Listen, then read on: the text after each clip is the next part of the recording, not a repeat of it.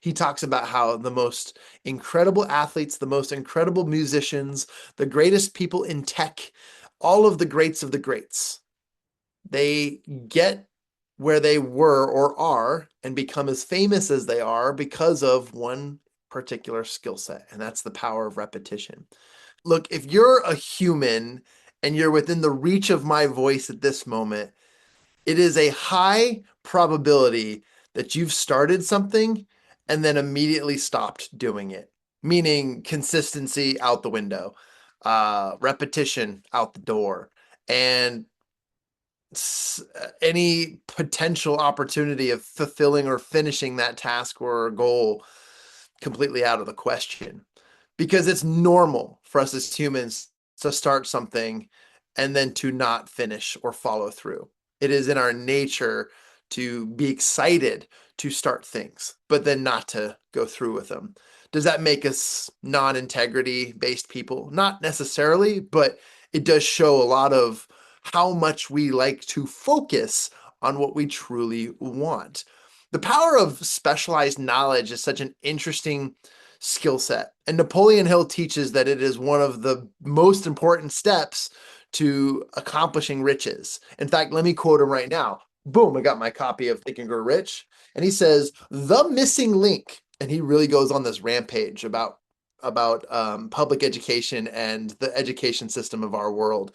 But he says the missing link in all systems of education known to civilization today may be found in the failure of educational institutions to teach their students how to organize and use knowledge after they acquire it. Let's go back for a second. The failure of educational institutions to teach their students how to organize it and use knowledge after they acquire it. Boom, they give you the information. Boom, they tell you how to test for it and how to memorize it and where to use it and where to store it. But have they given you the knowledge on how to organize it and use that knowledge after they acquire it? Now, debatable, because when you go to medical school, I have two sisters that are PAs.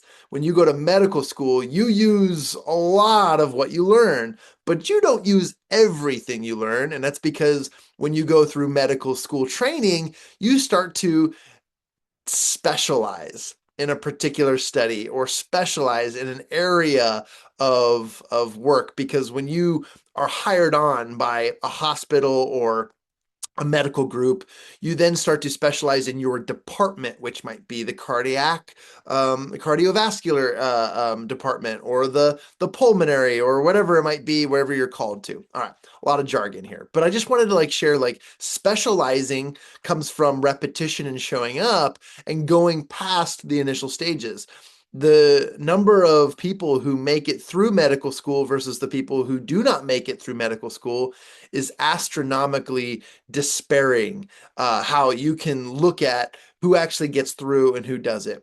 Very similar to that is who out of the hundreds of thousands of college athletes actually move on to the pro level, and as well as professionals in the regular work environment. How many people actually make it past the initial steps of becoming the entry level job all the way up to the manager, the supervisor, or even, dare I say it, the executive level team? But it comes from a natural place of our educational system. So how do you break through that? How do you overcome this already uphill battle in everything that we're doing? How do you organize your thoughts so that you can take the things that you learn and use them after you acquire the information and knowledge? The answer is really simple. It's called repetition. And many of you, as I say repetition, are rolling their eyes, or they're saying it can't be that simple, but it is. It absolutely is. A great book, one of my favorite books. It's called Outliers by Malcolm Gladwell. He talks about how the most incredible athletes, the most incredible musicians, the greatest people in tech, all of the greats of the greats, they get where they were or are and become as famous as they are because of one particular skill set, and that's the power of repetition. It's important that you focus and continually work on the things that you want to use to get better at. If you want to be something, you have to repeatedly show up for that. As a motivational speaker, I get after my own self when I've gone a week without speaking or speaking to a group or even being on a podcast. As a motivational speaker, I get after myself when I realize I have not been reading out loud or articulating my words or doing the speaking exercises to help exercise my lips, my tongue, and my brain. I recognize the importance of doing what you already know how to do, but repeatedly so that it's always on and never having a bad day or off or not performing at its best percent, because your repetition of performance leads to a better outcome over regular people who decide that's not the skill set or the specialized knowledge that they've pursued, which makes you invaluable to your circles, to your community, and to your organizations. Let me tell you a quick story. I moved to the Philippines. And in the Philippines, I realized that there was a huge barrier to connecting with people if I did not know their language. And luckily, I moved to Manila, which is the just outside the capital city. It's one of the most populated places in the Philippines. And the language there is called Tagalog. It's spelled Tagalog. Okay, Tagalog. Tagalog is what it looks like. And this is not a hard language to learn, but if you look at it from the first time ever, having no perspective of learning a language, it looks like a pretty darn hard language to learn. It's a lot of abacadas and a lot of vowels and a lot of consonants and a lot of da da da da da da da, and you have to learn a new cadence, especially if you're, from a Western civilization culture like I am, where we don't really talk that fast. and in fact, we don't even pronounce our words that fast. And sometimes we get lazy with our words and we just draw them out like we're from the South. It's just what we do. Okay. But I was determined to learn this language, and memorization, not my strong suit. Practicing out loud, definitely not my strong suit. And also, obtaining and retaining information, not my strong suit. I failed more English classes in high school than I want to admit. But English is my first language. So here I am learning this language. And I'm about a week into my Philippine experience, and I realized just how hard it is. But I was determined, absolutely determined, to accomplish this goal of learning a language. So repetition. Every day I showed up and I would read the same pages out loud and just practice and practice and practice. And sometimes the person or the people that I were with would help and critique and give feedback, but over and over and over again, I'd practice. And I got to tell you this is the best transition of my life, because there wasn't a moment that I just like, boom, snapped, the light bulb turned on, and I was speaking fluently the language of Tagalog. It didn't happen like that.